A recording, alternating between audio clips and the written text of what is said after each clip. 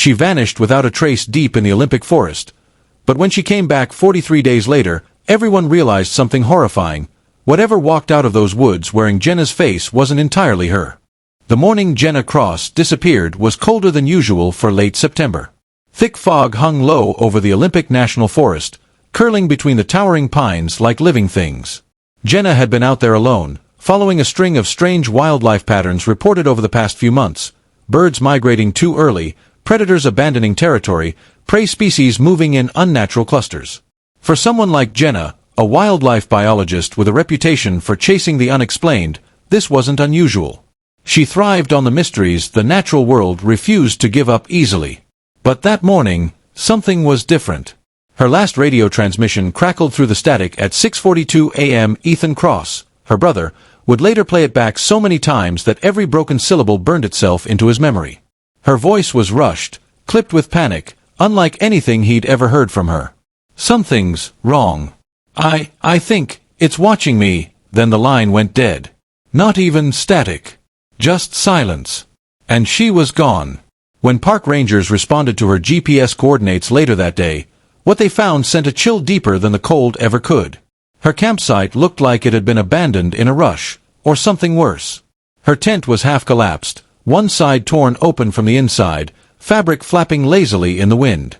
Her field equipment, sampling kits, specimen jars, a portable weather station, was scattered as if someone had kicked it over in a blind panic. Her backpack lay shredded near the fire pit, though the firewood remained stacked neatly beside it, untouched. But it was her journal that left them with more questions than answers. Found lying open on the damp ground, pages stuck together with mud and something darker, something that looked disturbingly like blood.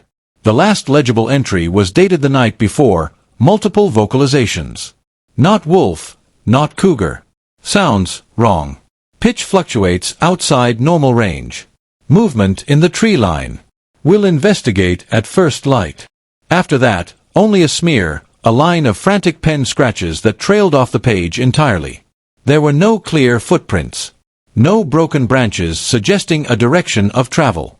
No drag marks, no signs of a struggle that would explain how a grown woman with wilderness survival training simply evaporated into thin air. Except, rangers whispered about what they did find. Half buried in the moss just beyond the camp perimeter was a single set of footprints. Barefoot. Human. But impossibly large. Longer, narrower, with elongated toe impressions that didn't match any known species, certainly not a person. Search parties scoured the surrounding miles for days, calling out her name, sending drones overhead, bringing in dogs that paced restlessly but refused to follow any trail into a dense part of the forest the locals quietly called the Hollow. Some of the older search and rescue volunteers warned the newer ones not to linger there after sundown. They didn't explain why. By the end of the 5th day, the official report would call Jenna Cross presumed lost in wilderness conditions. But no one, neither the rangers, nor the locals, nor her brother Ethan, really believed that. Something took her. Something they didn't understand. And deep in the woods, beneath the oppressive silence of ancient trees, something still watched. Waiting. The phone call came at 3:12 a.m. Ethan Cross had been awake anyway, staring at the ceiling of a bland hotel room somewhere outside of Houston, the kind of place that looked like every other extended stay he'd spent his recent years in. His phone vibrated across the nightstand, the name Park Ranger Dispatch, Olympic National Forest lighting up the screen. The moment he saw it, his chest tightened in a way that told him everything before the voice on the other end ever spoke. "Mr. Cross. I'm sorry to be calling like this. It's about your sister, Jenna. She's missing. Missing." The word echoed in his skull, hollow, inadequate. His first instinct was denial. Jenna couldn't just go missing. She wasn't the type to get lost. She grew up in those woods. She knew them better than anyone. But the voice kept talking, explaining how she hadn't checked in, how they found her campsite in disarray, how search efforts were underway, but there was an edge to it. Something the ranger wasn't saying outright, but couldn't quite hide in his tone. A hesitation. A kind of dread Ethan hadn't heard in a voice since his time in military intelligence, when someone wanted to say, "It's bad. Worse than you think." But protocol held them back. By the time the call ended, Ethan was already throwing clothes into a duffel, hands trembling but precise. The estrangement between him and Jenna weighed heavier than the gear he packed. They hadn't spoken in over a year, not since the fight. The stupid, inevitable fight about their father's estate, about Jenna's obsession with her research, about how Ethan never came home anymore. She'd called him selfish. He'd called her reckless. Neither had been wrong. Now, the silence between them threatened to become permanent. The flight from Houston to Seattle felt endless, each hour dragging like wet cement. His mind replayed the last conversation they'd had, full of raised voices and slammed phones. He couldn't stop thinking about the voicemail she'd left him 3 weeks ago. "Hey, it's me. Just wanted to talk. Been thinking about some weird stuff out here. Give me a call when you can." He hadn't called her back. And now, the drive from Seattle into the Olympic Peninsula was familiar but changed. The roads wound tighter, the trees pressed closer, and as he passed small towns with names he half remembered from childhood, he noticed how the locals watched him from gas stations and diners. Not with curiosity. With something closer to guarded suspicion. Or maybe fear. When he arrived at the Search and Rescue Command Post, the reception was professional but cool. A handful of rangers, sheriff's deputies, and volunteers huddled around maps and laptops, coordinating drone sweeps and ground teams. Ethan recognized the look in their eyes. He'd seen it before in combat zones. The look people wore when hope was already slipping away, but no one wanted to be the first to admit it. Ranger Markson greeted him, shaking his hand with a firm grip that felt like a silent apology. "We're doing everything we can," he said, but his eyes darted sideways when he spoke. Like he didn't want to meet Ethan's gaze too long. Like he knew something worse than what he was saying. Ethan joined the search immediately. Didn't wait. Didn't ask permission. His training took over. Pattern analysis, reading terrain, recognizing the smallest signs of human passage. But something was wrong out there. The search dogs refused to enter certain parts of the forest, whining, pulling back, their handlers exchanging uneasy glances. Radios crackled with static whenever teams moved toward a certain ridge line, as if the forest itself was swallowing the signals. And in quiet moments, when the teams paused, Ethan noticed how the locals avoided looking toward the northern tree-line. As if expecting something to step out of the shadowed woods. Something they couldn't explain. Something they didn't dare name. Ethan pressed forward anyway. Because whatever had taken his sister, he was going to find it. Or die trying. By the end of the 5th day, the official search effort was already collapsing under the weight of failure. Rangers cited dangerous terrain, sudden weather shifts, steep ridgelines, and unpredictable wildlife activity as reasons for scaling back. They didn't say it outright, but Ethan heard it between the clipped sentences and hollow assurances. They weren't expecting to find Jenna alive. The morning meetings at the search command became shorter, quieter, and increasingly bureaucratic. The volunteers started thinning out. The drone pilots packed their gear earlier each day. What had started as a hopeful, determined rescue was quickly degrading into little more than a recovery operation. And Ethan knew it. But walking away was never an option for him. Not now. Not with the memory of Jenna's voice still lingering in that last broken radio call. Not with the unresolved guilt strangling his chest every time he thought about the way they'd parted, about the missed phone calls, about the moments when pride had mattered more than family. No. He wasn't leaving this forest without her. One way or another. While the others followed wide grid patterns, consulting maps and relying on standardized search protocols, Ethan went a different route. He went back to her GPS logs, her last 3 known positions before the signal cut out. As he plotted them against the terrain map, a pattern emerged. Jenna wasn't just wandering randomly. Her coordinates followed a clear line deeper into the forest, veering toward an area Ethan didn't recognize from his own childhood hikes or recent maps.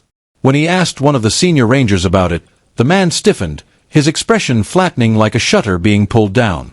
"That's the hollow," he muttered, glancing over his shoulder like someone might be listening. "You don't want to go there." "Nobody does." Ethan pressed. "Why? What is it?" The ranger hesitated, jaw working as he debated whether to answer. "It's bad ground. Nothing grows right there. Animals avoid it. Hell, even the air feels wrong. You walk in too deep, your compass spins, GPS drops. People get turned around. Some don't come back." It sounded like superstition, The kind of folklore that bubbles up anywhere wilderness meets human fear. Except the ranger's eyes didn't hold the lazy grin of someone spinning ghost stories. They held something else, genuine, deep-rooted dread. Ethan took that as a direction, not a warning. The deeper he pushed toward the hollow, the more wrong the forest began to feel.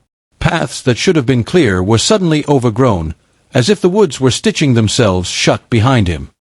He found entire groves where the trees grew in perfect spirals, their trunks bending toward each other unnaturally, as though something unseen was pulling them inward. Even the sounds were strange.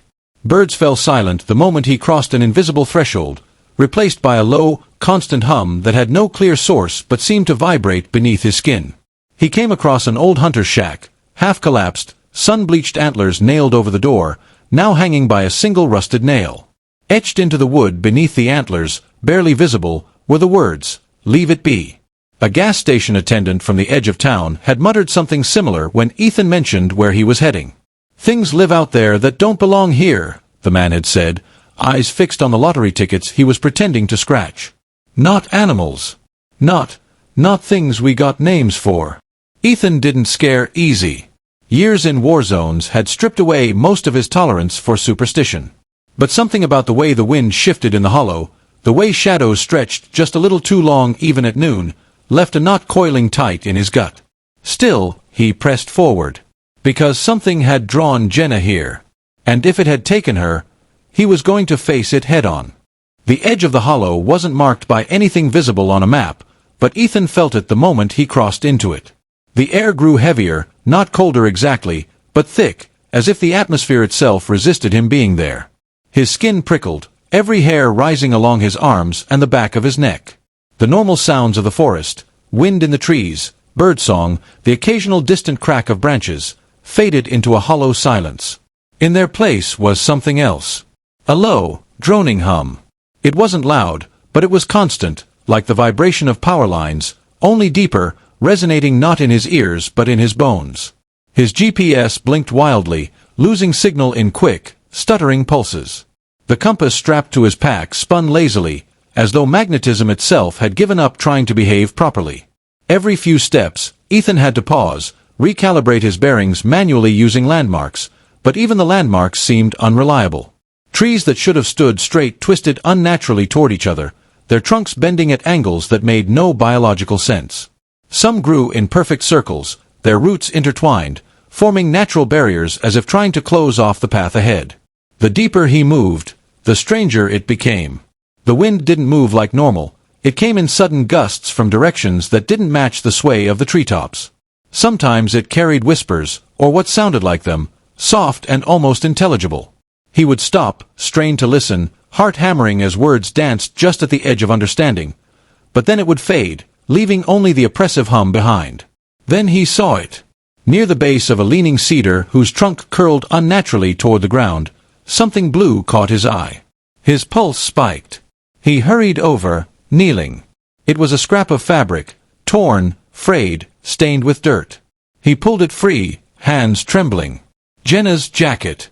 The same cobalt blue rain jacket she always wore on field expeditions. He turned it over, finding the seam where her name tag had once been stitched. The thread was still there, the fabric worn soft in the exact shape where the letters had pressed for years. This wasn't old. It hadn't been here long. His eyes swept the clearing. There was more. Footprints, several of them, pressed deep into the damp soil. He followed them carefully, mapping them in his head. Human footprints, bare, smaller, likely Jenna's, judging by the size. But something was wrong. They didn't lead away in a straight line. They circled. Over and over, the same looping pattern, like someone pacing in panic, or trapped. As if no matter where she tried to go, the forest folded her back into the same spot. But that wasn't all. Interspersed with her prints were others. Larger. Wider at the base. 3 long toes with deep claw impressions sinking inches into the earth. The stride was wrong for any animal native to this forest. It wasn't bear. Not cougar. It wasn't anything Ethan had ever seen. Whatever it was had followed her. Maybe stalked her. Maybe herded her, forcing her into the endless loops. His chest tightened as the realization struck. This thing hadn't just passed through. It had stayed close. Long enough for the ground to record its movements beside hers. The air shifted again, sudden, sharp, like the pressure drop before a storm. A sound echoed through the trees, half whistle, half screech, but it wasn't from any bird. It reverberated in a frequency that made Ethan's teeth ache. He spun toward the sound, weapon drawn, heart thundering. But there was nothing there. Just twisted trees, whispering wind, and that steady, oppressive hum that refused to let go. Still clutching the scrap of Jenna's jacket, Ethan forced himself to breathe. Whatever had happened here wasn't over. Not even close. The days bled into weeks with a cruel kind of monotony. The search teams grew quieter, the conversations more perfunctory, the glances between rangers heavier with unspoken resignation. The weather shifted, as it always does in the Olympic Peninsula, cold rain one moment, mist swallowing the treetops the next. What didn't change was the silence surrounding Jenna's disappearance. No new clues. No fresh tracks. Just that torn scrap of her jacket Ethan kept folded in his jacket pocket, worn thin from how often his fingers found it there, turning it over like some fragile relic. Despite the mounting pressure to accept the inevitable, Ethan refused to stop. Every day, he woke before dawn, laced his boots, loaded his pack, and pushed deeper into the forest while the official team scaled back, citing dangerous terrain, unstable slopes, and the risk of injury. Their faces said what their words didn't. This wasn't a rescue mission anymore. It hadn't been for a while. Then, on the 17th day, the radio call came through.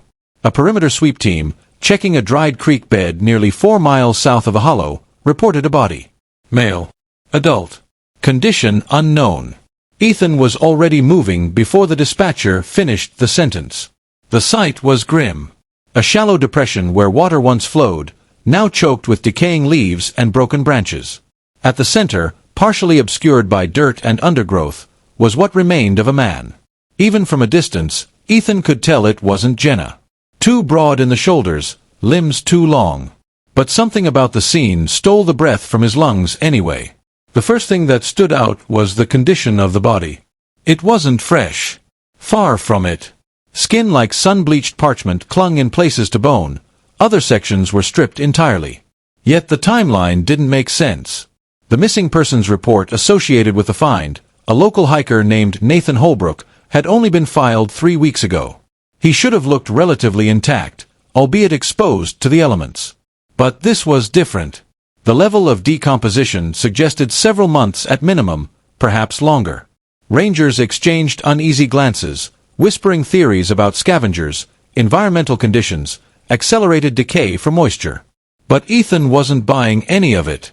He'd seen bodies before. In deserts. In jungles. In war zones far less forgiving than this forest. And this wasn't natural. Then there were the wounds. Large sections of flesh missing, torn, not sliced. The edges were ragged, as though chewed, but no pattern matched any known predator. Not cougar, not bear, not wolves. Whatever did this left bite marks that were too wide, too deep, the tooth spacing irregular. Some rangers suggested it was post-mortem scavenging. Others weren't so sure. Ethan crouched beside the forensic technician photographing the scene. "You see it, right?" he murmured. The tech nodded stiffly, eyes never leaving the viewfinder. "Yeah, I see it." Further examination only raised more questions. There were fractures along the ribs, not from blunt force or a fall, but from something compressing the torso with extreme force. Fingers. Claws. No one could agree. But the worst was the expression still frozen on what remained of Nathan Holbrook's face. Even beneath the damage, the lips pulled back, the sockets hollow, the mouth open wider than any scream should be able to hold. It was the kind of expression Ethan had seen only once before, in a man who stepped on a mine, realizing his death a fraction of a second before it happened. What lingered after they zipped the body into the bag wasn't just the weight of another tragedy. It was the undeniable fact that Nathan hadn't simply gotten lost. Something had found him, and it had no intention of letting him leave these woods alive. As the body was carried out, the forest seemed to close back around the search team. The wind shifted, scattering dead leaves like whispered warnings. And for the first time since Jenna vanished, even Ethan felt the creeping edge of a thought he'd refused to entertain. Whatever was out here, it wasn't finished. It happened on a Sunday. A gray, cold morning where the mist clung to the tree line like something alive. The kind of morning that felt like it was holding its breath. No one expected anything anymore. Not the rangers, not the dwindling volunteer searchers, not even Ethan. Hope by then had become a cruel thing, sharp, thin, and painful to touch. The calls had stopped. The updates had dried up. Even the most optimistic had started referring to Jenna in the past tense, gently, like easing into morning. Then the phone rang. It was the sheriff's office. A motorist had called in a report. Something strange out on Highway 112 near the Old River Bridge. A person, they said. Naked. Covered in mud. Just standing there on the shoulder of the road, swaying like a drunk or a sleepwalker. When the deputy arrived minutes later, they found her collapsed in a heap, knees buckled beneath her like her body had given up mid-step. Bare feet sliced by gravel, hair matted to her skull, skin streaked with dirt, scrapes, and something darker. But it was her. Jenna. Ethan was already driving before the dispatcher finished the words. His mind raced but felt numb at the same time. He didn't believe it. Couldn't. Not fully. Part of him was certain that when he arrived, it wouldn't be her. It would be a mistake. Someone else. Or maybe someone playing a cruel joke. After 43 days missing in one of the most unforgiving forests in the Pacific Northwest, no one just walked out. But she had. By the time he reached the roadside, an ambulance had arrived.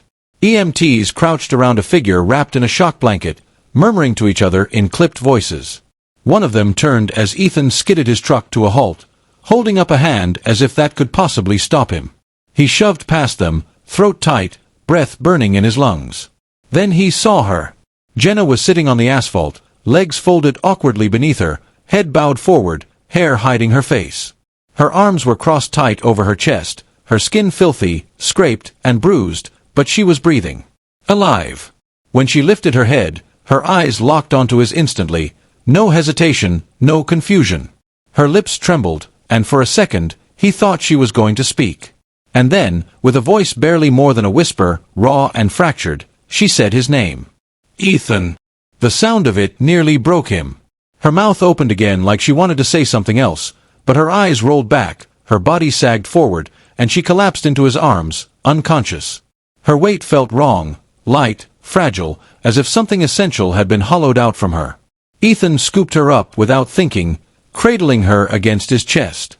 She felt cold. Too cold. Her skin like paper over bone. But her heartbeat was steady beneath the grime. She was alive. Somehow, impossibly, she was alive. As the EMTs moved in, checking vitals, prepping a stretcher, Ethan kept hold of her hand, refusing to let go.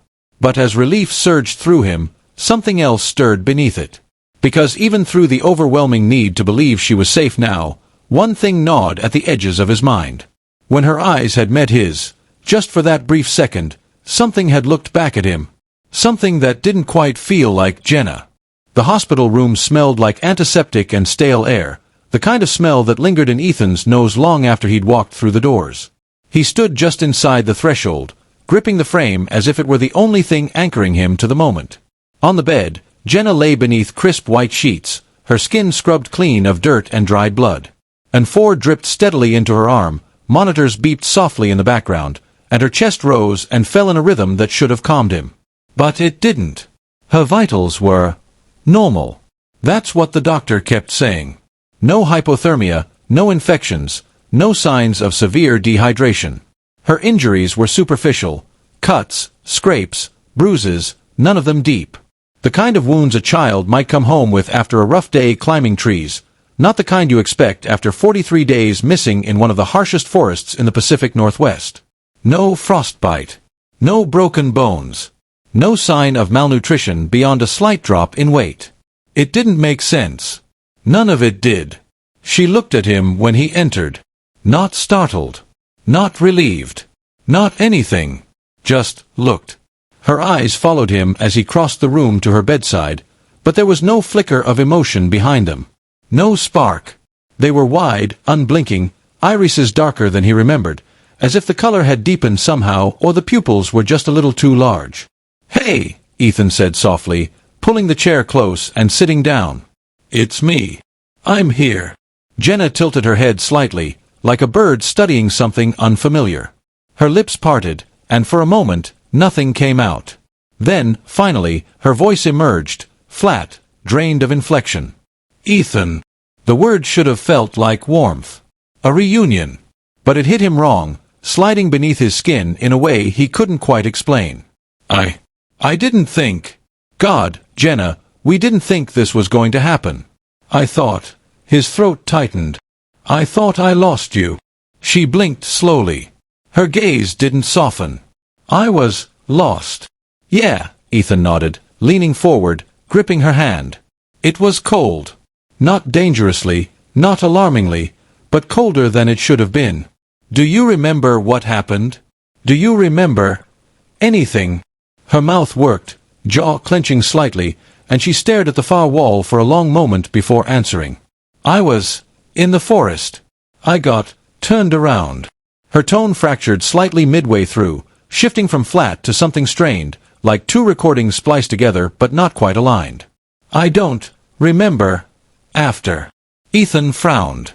Jenna, 43 days. You were missing for 43 days. You were gone.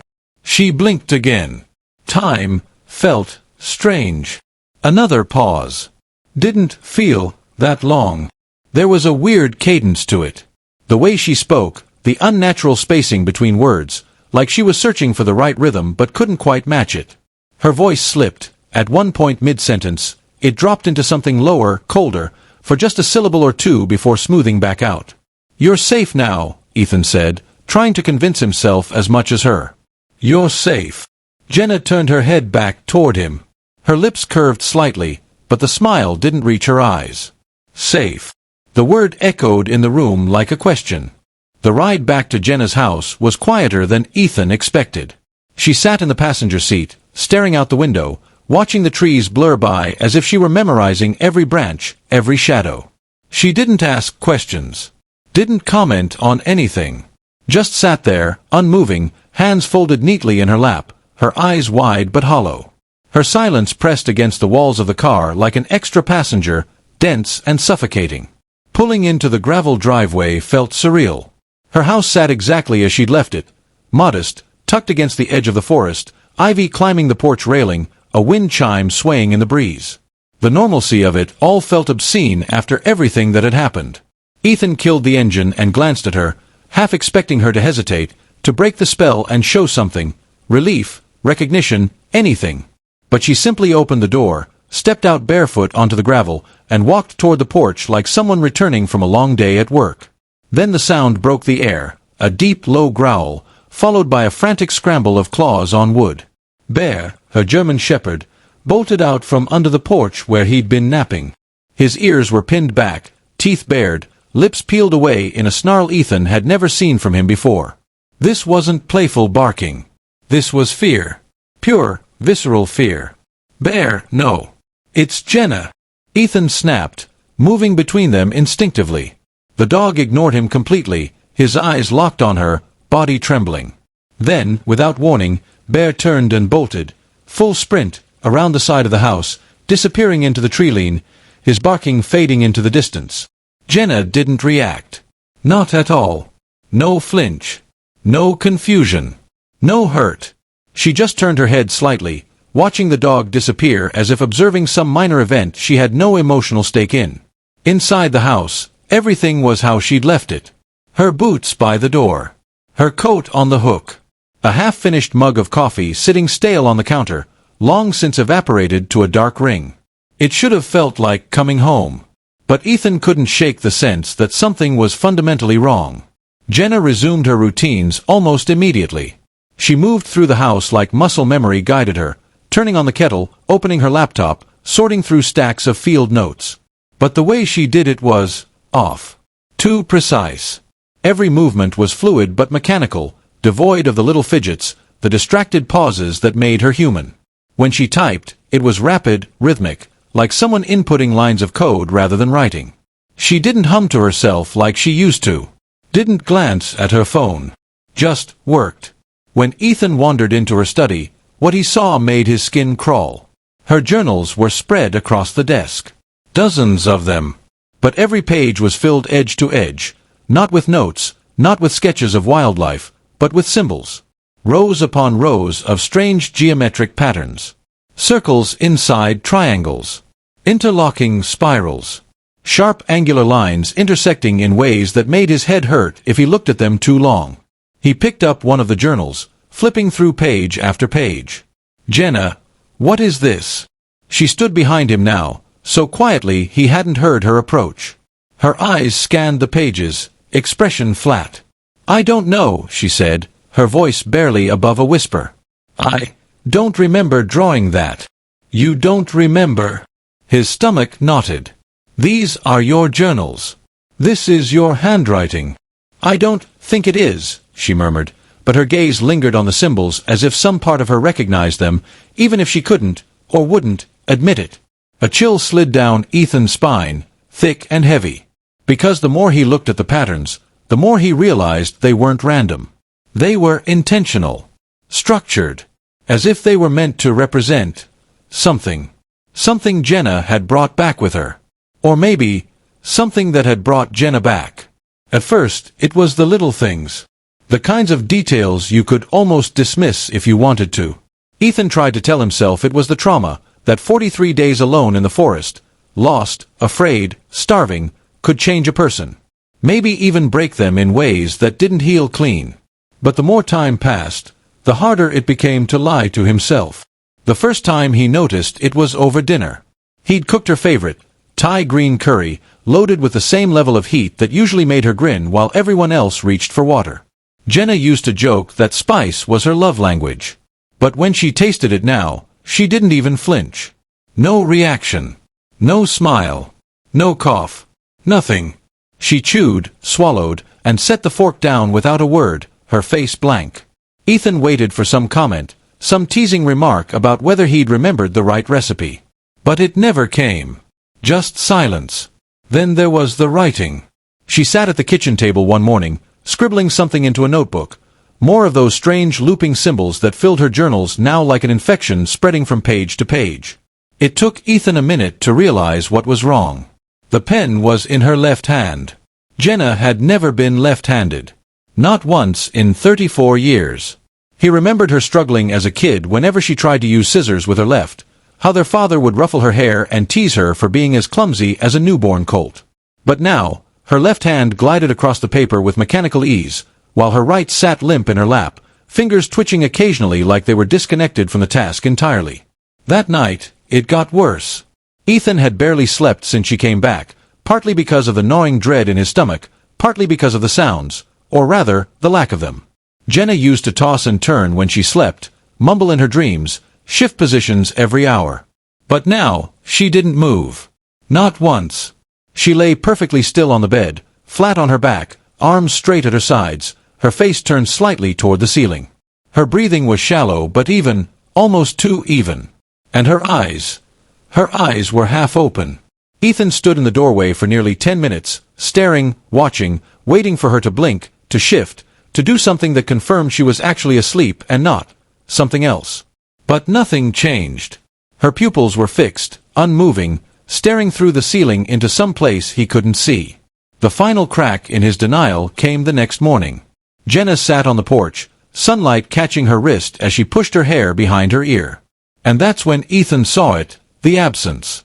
The small scar she'd carried since they were kids, a half-moon curve from the time she'd fallen off her bike onto gravel when she was 10, was gone. Completely. Not faded. Not covered. Gone. Skin smooth and unbroken, as if it had never been there at all. "Jenna," he managed, his voice quieter than he intended, "where's your scar?" She looked at him, head tilting in that same mechanical way she'd started doing. Her mouth opened like she was going to answer, but instead, a sound came out. Laughter. But not her laugh. It was hollow, stilted, a choppy rhythmic burst of sound that had all the right notes but none of the life behind it. Like a recording played back at the wrong speed. Her lips smiled, but her eyes didn't. And in that moment, standing there on the porch under the gray Washington sky, Ethan knew something that chilled him deeper than anything he'd ever felt in his life. Whatever had walked out of those woods wearing Jenna's skin wasn't entirely her. Ethan hadn't wanted to do it. Even as he drove into town, bought the cameras, and told himself it was just precaution, a gnawing guilt sat heavy in his chest. This was Jenna. His sister. His best friend growing up. The person who taught him how to skip rocks and patched him up the first time he split his knee open. And yet, as much as he hated himself for it, he couldn't shake the feeling that whatever was living under her skin now wasn't entirely her. The setup was quick, methodical, second nature to someone with his background. 2 cameras in the main living room. 1 in the kitchen. Another in the hallway leading to her bedroom. And 1, hidden carefully behind the vent grill, facing directly toward her bed. He made sure the LEDs were turned off, the microphones activated, and everything uploaded directly to his encrypted cloud. No one but him would see what these cameras caught. For the first few days, nothing happened. Or rather, the footage showed Jenna going about her days the same unsettling way she had since returning. Sitting for hours at the kitchen table, scribbling in her journals, pages and pages filled with those maddening symbols. Walking the perimeter of the house, barefoot, no matter the weather. Eating mechanically. Never too much. Never too little. Just enough. But it was the footage from the 3rd night that broke whatever remnants of normalcy Ethan had been clinging to. At exactly 2:17 a.m., Jenna stood up from her bed. Not woke up, stood up. There was no stirring, no groggy movement, no transition from sleep to wakefulness. One frame, she was lying still as always, half-lidded eyes aimed at the ceiling. The next, she was on her feet. Upright. Perfectly rigid. Her head tilted slightly downward, her hair falling forward to veil most of her face. Then she moved, or, more accurately, glided. Not quite walking. Her feet touched the floor, but her steps were unnaturally smooth, devoid of the little bobs and weight shifts that made human movement human. She crossed the room in complete silence and stopped in the corner nearest the window, where the walls met at a jagged shadow. And she stood there. 4 hours. Not moving. Not shifting her weight. Not even blinking. Just standing. Staring into the corner. As though waiting for something. Or communicating with something that wasn't physically there. Ethan's breath caught as he scrubbed through the footage and fast-forward, watching the timestamp tick by, minutes, then hours, with her locked in that pose. It wasn't until 4:39 a.m. that something changed. Her lips began to move. Slow at first, then faster. No sound reached the camera's microphone for a moment. Then it started, whispers. Soft at first. Gobbled. But growing steadily clearer. The language wasn't anything he recognized. Not English. Not Spanish. Not any human language he'd ever heard. The cadence was wrong. The sounds were sharp, but too smooth. Clicks and hums paired with guttural tones that shouldn't have been able to come from her throat. It was like listening to something spoken backwards, layered over itself, shifting pitch and tone as it went. And then, the whispering answered. Not loud. Not clear. But unmistakably there. A second voice. Thin. Dry. Like wind slipping through dead leaves. It didn't come from Jenna. It came from somewhere beyond the camera's frame. Somewhere out of sight. But close. Ethan leaned back from the laptop, heart pounding so hard it echoed in his ears. His hands trembled as he scrubbed the footage back, rewound, replayed. It was real. He wasn't imagining it. Jenna stood in that corner for another 27 minutes after the whispering stopped. Then, with the same abruptness as before, she turned. Walked back to bed. Lay down. Perfectly still. Eyes half open. She didn't close them until the sun came up. And even then, it didn't look like sleep. It looked like waiting. The first sign something was wrong came with the sirens. Distant at first, wailing up the ridge from the county road, then getting louder as they wound their way through the trees. Ethan stood at Jenna's kitchen window, his knuckles pressed white against the sill, watching as 2 sheriff's cruisers skidded to a stop near the neighbor's house. Doors flew open. Officers piled out, talking fast into radios, spreading out like a search grid already lived in their muscle memory. Something heavy tightened in Ethan's chest. It was the kind of frantic movement that never meant anything good. A knock came at the front door, loud, hurried, no rhythm of politeness. Ethan opened it to find Marcy, the neighbor from 2 houses down, her face flushed, eyes wide, panic pouring off her in waves. Her hands trembled as she clutched a photo against her chest. "It's Noah," she gasped. "He's missing. He was playing in the yard this morning. Then he just, her breath broke, swallowed by a sob. "Have you seen him? Did Jenna?" Ethan's blood ran cold. "No," he said immediately, glancing back over his shoulder toward the hallway. "No, we haven't seen him." Marcy wasn't the only one asking. Within minutes, searchers spread into the forest behind the neighborhood. Officers knocked on every door, asked the same questions, showed the same photo, a skinny 8-year-old with freckles and a toothy grin, wearing a yellow jacket. But no one had seen him since early that morning. Except one elderly neighbor who lived across from Jenna's place. She told the deputies, in a shaky voice, that she'd seen Noah walking near Jenna's driveway about an hour before the disappearance. "He was looking toward the house," she said. "Then, I didn't see him again." The words hit Ethan like a fist. When the officers moved past to question others, he walked quickly around the side of Jenna's house, scanning the ground, forcing himself to breathe slow, steady. The soil was soft here. Rain the night before had left the earth pliable, muddy in spots. Perfect for tracks. And that's when he saw them. Footprints. A child's, small, sneaker tread, shallow, leading toward the tree line. But that wasn't what stopped him cold. Next to them were 2 other sets of prints. One was unmistakably Jenna's, barefoot, the familiar arch and heel he'd seen countless times growing up. But the pattern was wrong. She wasn't walking. The stride was irregular. At times the prints were side by side, at others they stretched far apart, as if sprinting or lunging. Then there was the third set. Ethan crouched low, his breath shallow, dread curling in his stomach like a living thing. They weren't human. 3 toes, elongated, wide at the tips, each ending in a deep, rounded gouge like a claw had punctured the mud. They were pressed far deeper than either the child's or Jenna's prints, as if whatever made them was far heavier. And they trailed side by side with Jenna's. Not behind. Not ahead. The deputies came when he called them, but the reaction was immediate and dismissive. One officer knelt, stared at the prints, and shook his head. "Probably an animal," he said. "Big cat. Maybe a bear." "That's not a bear," Ethan snapped. "Look at it. Look at the toe pattern. Look at the depth." "Ethan, I get it. You're worried. You're stressed," the deputy said, rising, dusting his hands. "But this isn't the time to start pointing fingers. We're focusing on finding a missing child, not chasing monsters." Ethan opened his mouth to argue, but caught the subtle glance the officer threw toward another deputy. It was the same look he'd seen before, in other people's eyes since Jenna came back. The look that said he's losing it.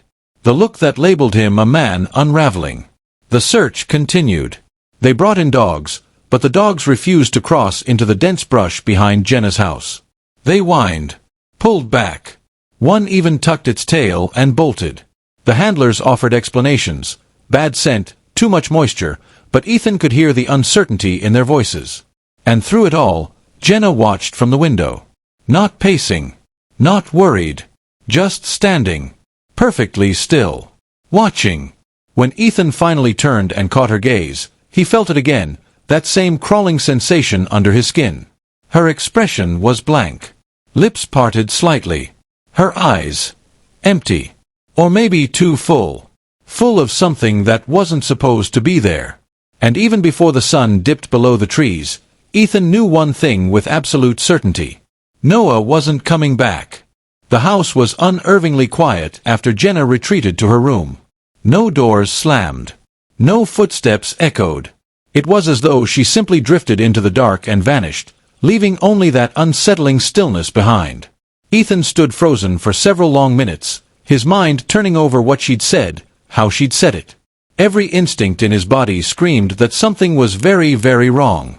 Something he could no longer ignore, no longer rationalize as trauma or shock.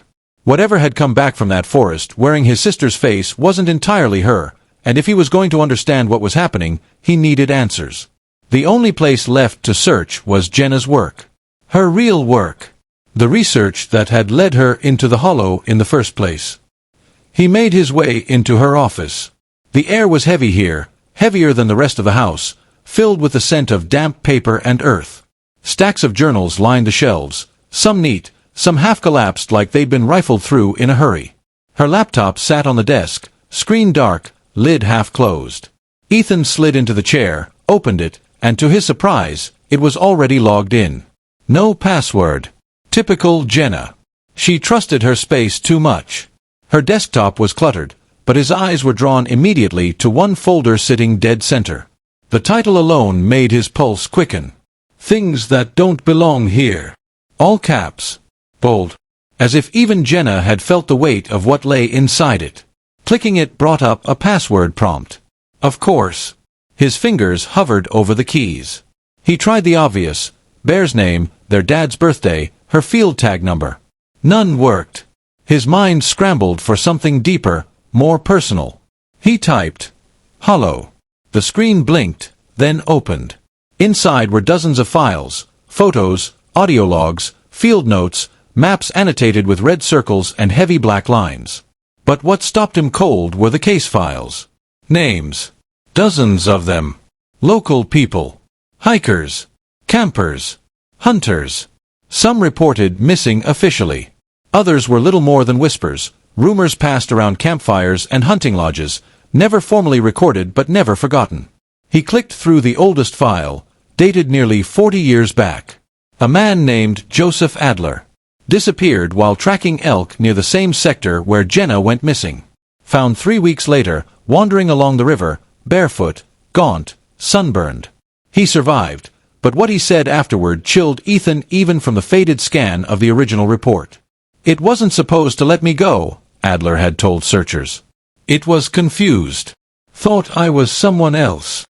He refused to elaborate further. Checked himself into a psychiatric hospital 3 days later. Killed himself less than a month after. It wasn't just Adler. The pattern repeated. People vanishing near the hollow. Sometimes for days. Sometimes for weeks.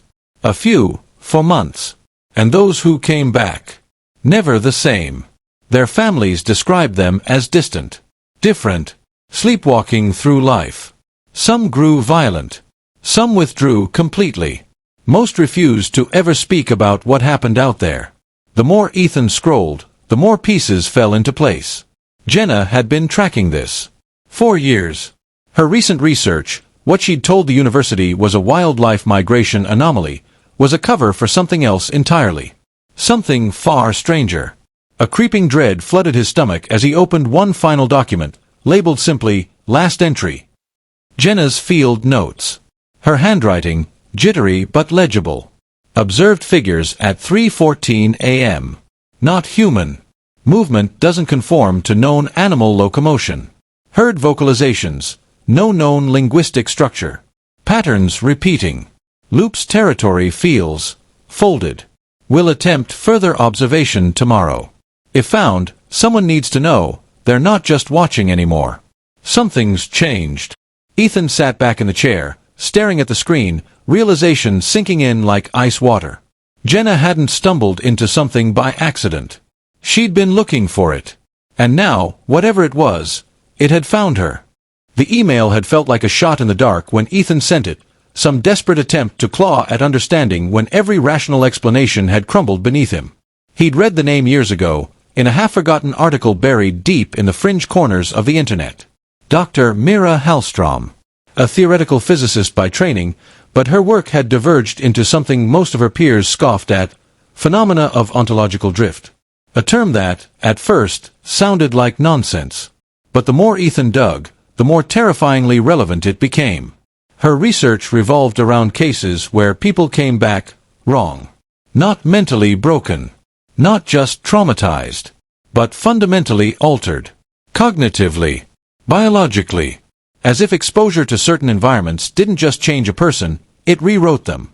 When she responded within hours, agreeing to meet, it only confirmed what Ethan feared. This wasn't a curiosity to her. It was familiar. She arrived 2 days later in a battered silver SUV, looking more like an exhausted traveler than a scientist. A small woman, mid-40s, hair pulled into a haphazard bun, dark circles under her eyes that spoke of too many nights spent awake thinking about things most people would never dare imagine. Her handshake was firm but brief, her eyes sharp, scanning Ethan in a single glance that felt like she was measuring his resolve as much as his sincerity. "I need full access," she said without preamble, stepping inside. "No interference. If I'm doing this, I need to observe her as she is. Not as who you want her to be." Ethan nodded, his mouth dry. "Deal." Jenna was sitting on the couch when they entered, flipping through one of her notebooks, eyes trailing over the endless rows of symbols without any visible reaction to their meaning. When Hallstrom entered, Jenna's gaze flicked upward.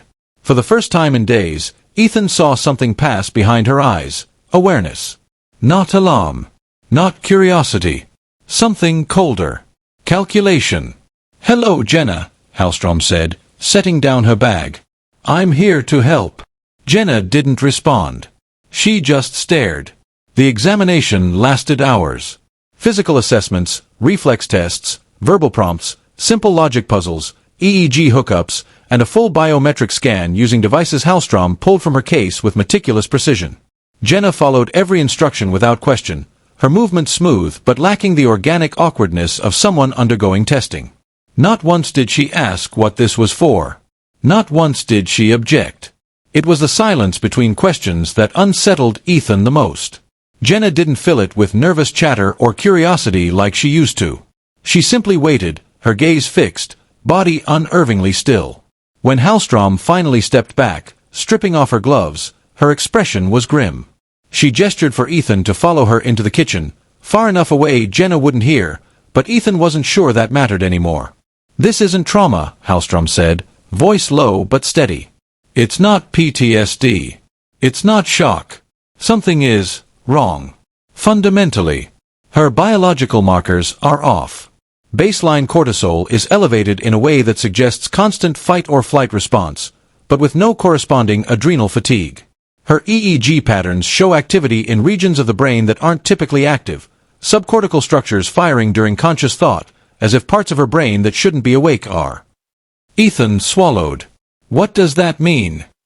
"It means," Hallstrom continued, her eyes tightening, "her biology doesn't match a standard human profile anymore. Synaptic connections are denser. Reflex arcs are faster.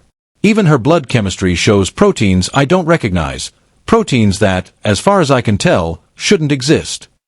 Ethan felt his legs threaten to give out. "Are you saying—" "I'm saying," Hallstrom whispered, "this isn't just someone who survived something horrific. Something got inside her. Or worse, something replaced pieces of her." She exhaled slowly, her fingers trembling. "This is no longer a question of psychology, Ethan. This is a question of what she is." The results came back faster than Ethan expected. Hallstrom had her own contacts, private labs that asked no questions, places that existed for researchers who strayed far outside the boundaries of accepted science. People who dealt in outliers, samples that didn't fit any known category, results that traditional institutions would bury out of fear or disbelief. The email came encrypted, triple-locked, with an attachment labeled simply, "Subject J Analysis, Priority Response." Hallstrom sat across from him at the kitchen table, laptop open between them. Her fingers hovered over the trackpad, hesitating for a moment before she clicked the file open. Jenna sat in the living room just a few feet away, head tilted back against the sofa, eyes half-lidded, staring at the ceiling like she was watching something no one else could see. The first page was straightforward. DNA sequencing. Ethan scanned it quickly, his chest tightening. Name, birthdate, genetic markers, all confirmed. It was Jenna. The person sitting 10 feet away from him was genetically identical to his sister. Except, it wasn't that simple.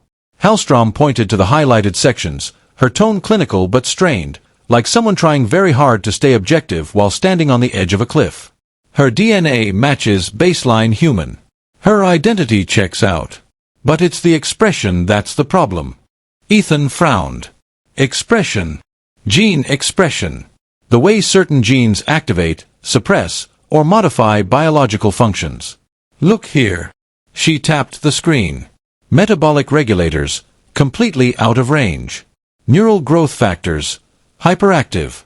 And then here, this shouldn't even be possible. Sections of her genome are expressing protein chains that don't exist in any recorded database. Not human. Not animal. Not anything. Ethan stared at the data, the sequences, the strings of letters and numbers that meant little to him but clearly carried the weight of something monstrous to Hallstrom. Could it be contamination? Lab error. Hallstrom shook her head. We ran it twice. Different labs. Same results. Her eyes darkened. Ethan, something has rewritten parts of her on a molecular level. The second page was worse. Brain scans. Color-coded images lit up with patterns that didn't make sense. Entire regions of Jenna's brain, sections that in normal humans were quiet, dormant, evolutionary leftovers, were active. Pulsing. The limbic system was overclocked. The pineal gland was hyper-illuminated. Even the cerebellum, responsible for motor control, showed activity far beyond baseline. And then there were signals coming from structures that shouldn't even be there. There are growths, Hallstrom murmured. Not tumors.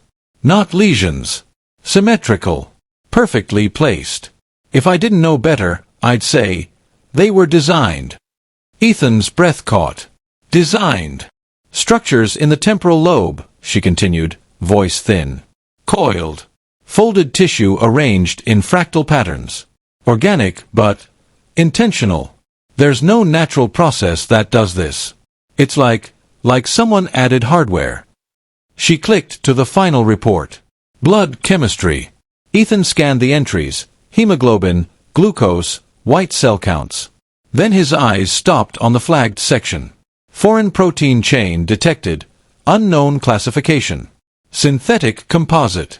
It was described as a compound of carbon and silicon, a hybrid molecule not found in any terrestrial biology. It bonded to Jenna's immune cells, laced through her bloodstream like scaffolding. No known pathogen. No viral structure. No bacterial signature. Just something else. Something built. Ethan's mouth went dry. You're saying it's inside her? Hallstrom nodded, lips pressed into a hard line. Not just inside her. It's part of her now. Integrated. From the couch, Jenna's head slowly turned toward them. Her eyes locked onto Ethan's, unblinking, and a faint, almost imperceptible smile curved her lips. As if she knew exactly what they were reading. The tension had been building for days, stretching between them like a cord pulled tight, too tight, ready to snap. Ethan couldn't take it anymore. The mounting dread. The half-spoken truths. The way Jenna's presence had become a living distortion inside the house, twisting the air, warping the silence. The constant knowledge that something was watching him from behind her eyes. Whether it was her or something else, he didn't know anymore. He just knew he couldn't live like this for another second. He stood in the living room, fists clenched, the laptop with the lab results still open on the table beside him. His pulse pounded in his ears, drowning out the steady hum of the refrigerator, the ticking of the wall clock, the whisper of wind against the glass. Jenna sat on the couch, legs folded, hands resting perfectly still on her knees. Watching him. Unblinking. He exploded. Enough. You tell me right now what the hell you are. What came back out of those woods, Jenna? What came back wearing you? For a moment, she didn't move. Her head tilted slightly, that same mechanical pivot he'd come to hate, as if her muscles weren't pulling the strings anymore. Something else was.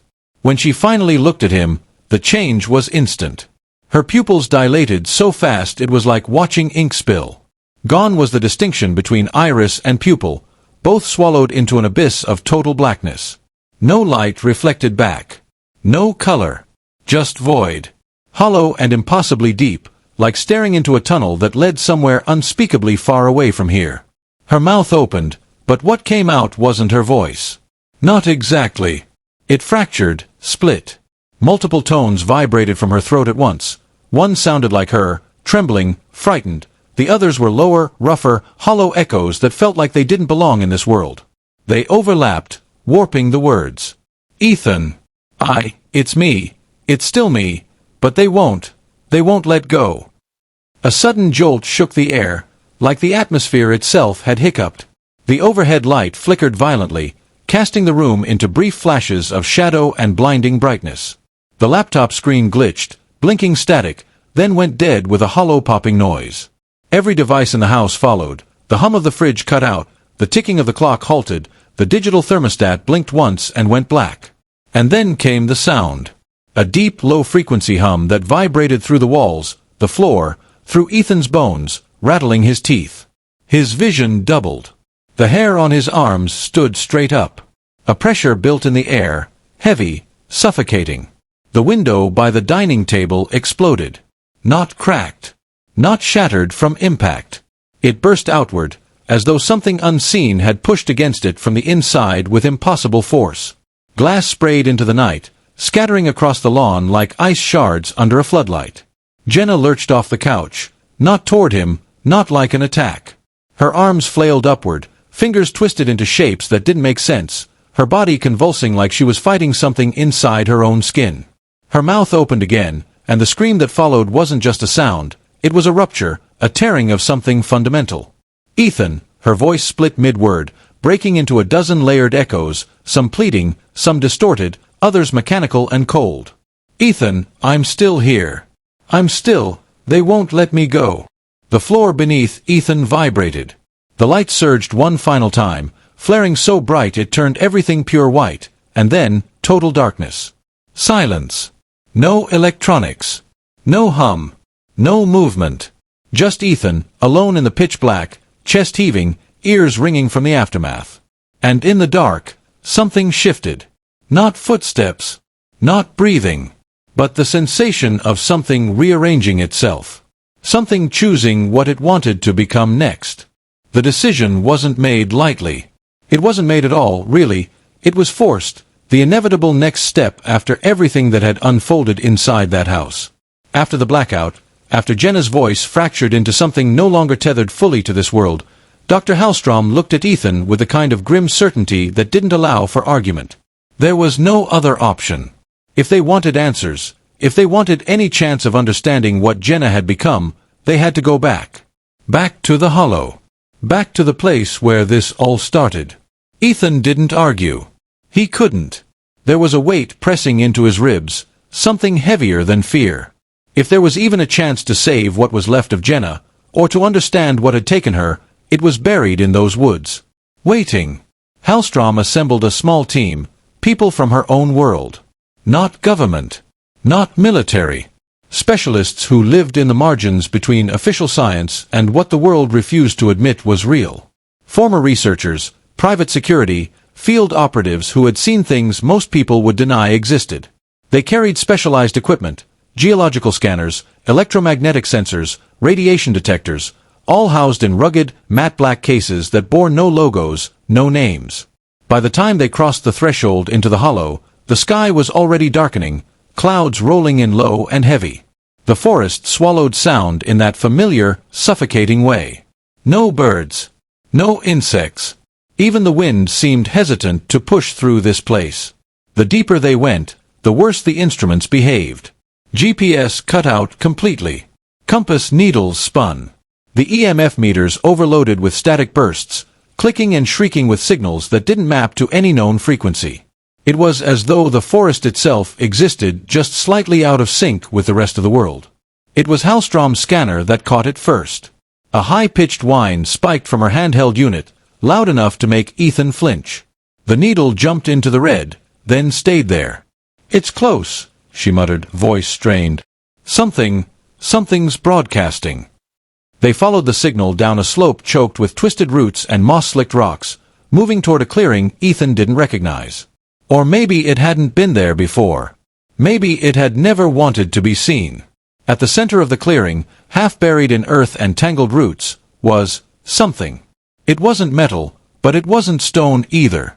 Dark, slick, faintly iridescent. A shape that didn't hold steady in Ethan's vision. When he looked directly at it, it seemed to shift, angles folding in on themselves in ways that defied geometry. Parts of it pulsed, as if breathing. As if alive. A low hum vibrated through the ground, into the soles of their boots, up their spines. The object was partially organic. Veins, or something like veins, threaded through it, pulsing with dim blue light. Its surface was marked with ridges, symbols, or patterns that echoed the exact ones Jenna had been filling her journals with since the day she came back. Ethan's stomach twisted. This wasn't a rock. This wasn't a ruin. It was a machine. A construct. But it was more than that. It was a wound in the fabric of the world. A foreign thing grafted onto reality where it didn't belong. One of the team members, a broad-shouldered man with a rifle slung across his back, stepped too close. The moment his boot scraped against the surface, the hum jumped into a piercing tone. Light surged along the object's skin, white-blue arcs like electricity but smoother, liquid. The man staggered backward, gripping his head, collapsing into the dirt with a scream. Hallstrom rushed forward, scanning rapidly. Her voice was shaking now. "It's not dormant. This thing, it's awake. It's been awake." Ethan's breath caught in his throat as he realized something even worse. It wasn't just awake. It was listening. The forest was changing around them. Not gradually, not in subtle ways, but abruptly, impossibly. Paths that had led one direction now bent the other way. Trees that had been 20 feet apart were suddenly shoulder to shoulder, their trunks pressed together like ribs in a cage. Ethan felt it first as a pressure behind his eyes, like his brain was struggling to reconcile the shapes and distances his senses were feeding it. What should have been a 100-foot walk to the ridge line stretched endlessly, the slope pulling further away with every step. And when he turned back, the path they'd come from was simply gone. Not hidden. Not obscured. Erased. Hallstrom cursed under her breath, scanning the handheld device clutched in her shaking hands. Its readings were meaningless now. The digital map glitched, the GPS scrambled in loops, spinning their position into non-existent coordinates. "It's not just spatial distortion," she muttered. "It's worse. The frame of reality here is fraying. Folding." The others felt it too. One of the operatives, Harris, stumbled sideways and vomited into the undergrowth, gasping for air like gravity itself had shifted under his feet. Another, Tran, spun in a circle, mumbling to himself, confused. We were just over there. No, we weren't. No, we couldn't have been." Ethan's gaze snapped to the object, still pulsing, still humming, still impossibly, horrifyingly alive. He understood now, at least in fragments. This place, the Hollow, wasn't a location. It wasn't a grove or a stretch of cursed forest. It was a membrane. A boundary between here and somewhere else. Or maybe something else. Something that didn't belong. And that membrane had ruptured. Hallstrom's voice dropped, barely audible over the rising static that now filled the air, vibrating through the bones in Ethan's skull. This was never a gate. Not exactly. This is where the skin of reality thins. Where they reach through.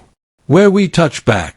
The symbols etched into the object shimmered, shifting, rearranging themselves in patterns that matched the ones Jenna had drawn over and over in her journals. Symbols that Ethan had once thought were nonsense. Scribbles from a broken mind. Now he realized the truth. They weren't symbols. They were instructions. Coordinates. Interfaces. Or perhaps, language.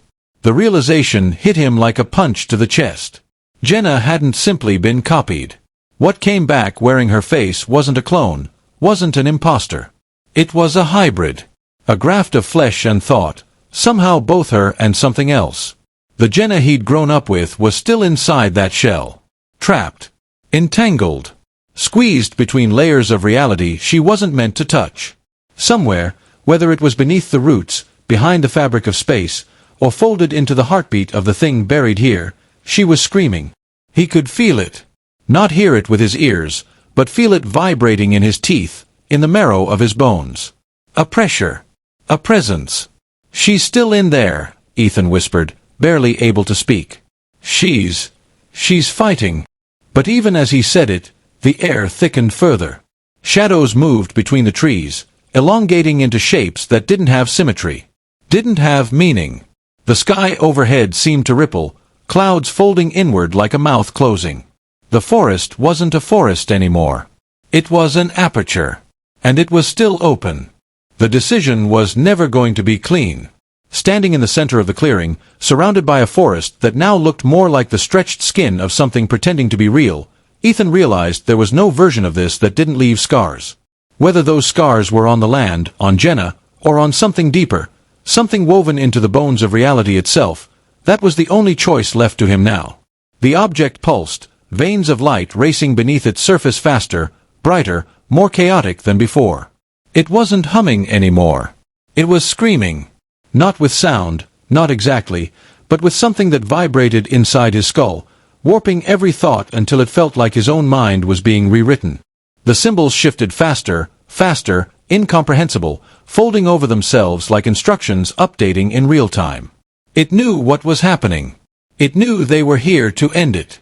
Dr. Hallstrom's face was pale, drawn tight with fear and something else, grim determination. "Ethan," she said, voice raw, "if you destroy this, you might sever the connection. You might get her back. But there's no guarantee she survives it. Or that you do." His hands shook around the detonator, wired hastily to the thermite charges they'd planted. It wouldn't be enough to just damage it. It had to be erased. Burned until not even molecules remained. But the closer they got, the louder the screaming became. Jenna's screaming. Or something's. Ethan turned. Jenna was on her knees at the edge of the clearing, hands pressed against her skull, her mouth open but no sound coming out. Her eyes were pitch black again, but behind that void, he saw it. A flicker. Her. Drowning in something vast and alien, struggling against it like a moth against tar. Her body trembled, twitching violently, as though something inside was trying to pull her in two different directions at once. "Ethan!" Her voice came fractured, split into layers. Her fingers clawed at the dirt. "It's still me. I'm still here, but they won't let go." He pressed his thumb against the switch. Every instinct, every protective reflex in him screamed to stop. To save her by doing anything but this. But some part of him knew, the only way to save her was to destroy the tether. No matter the cost. He hit the detonator. The thermite ignited with a roar, white-hot, burning brighter than anything he'd ever seen. Liquid fire consumed the object, and as it melted, a sound tore through the clearing. Not mechanical. Not natural. Something primal. Vast. A scream that didn't echo through air but through everything. Space. Matter. Thought. Like the fabric of reality itself, had just been slashed open. The ground shook. Trees folded inward. The clearing seemed to collapse in on itself, a whirlpool of shadow and light. Hallstrom staggered back, shielding her face, shouting something Ethan couldn't hear over the roar. Then, silence. The moment the flames consumed the last of the object, Jenna collapsed. Her body hit the dirt with a soft, final thud. No spasms. No convulsions. Just stillness. For one awful moment, Ethan thought she was dead. That he'd traded her for the chance to close something mankind was never meant to open. Then her chest rose. Shallow. Trembling. But breathing. Her lips parted. Her voice, a whisper, barely more than the wind. "I don't think it's really gone." Her hand fell limply to the dirt. Her eyes fluttered closed, not in terror, not in possession, but in exhaustion, human exhaustion. Her skin looked pale, battered, but real. Solid. Hers. Ethan knelt beside her, gripping her hand, squeezing it as tightly as he could, trying not to let the cold truth of her words consume him.